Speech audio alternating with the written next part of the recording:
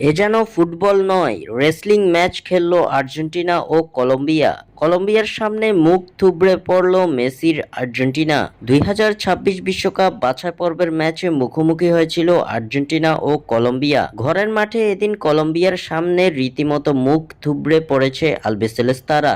10 জনের দল নিয়ে প্রতিপক্ষের বিপক্ষে এদিন 1-1 গোলে ড্র করেছে আর্জেন্টিনা।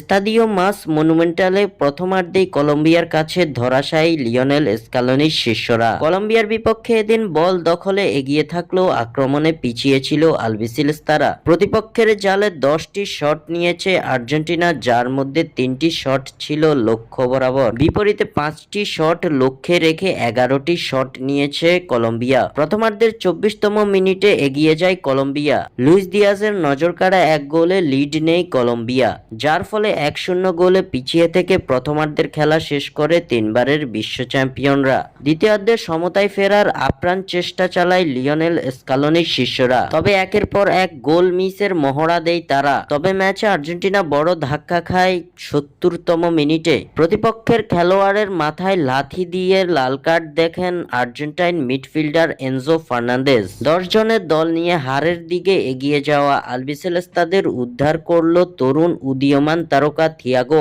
আলমাদা। ম্যাচের 80তম মিনিটে কলম্বিয়ার 4 জন ডিফেন্ডারকে বোকা বানিয়ে দুর্দান্ত এক শটে বল জালে জড়ান এই তরুণ আর্জেন্টাইন, যার ফলে শেষ পর্যন্ত 1-1 গোলের ড্র নিয়েই সন্তুষ্ট থাকতে হয়েছে মেসিদের।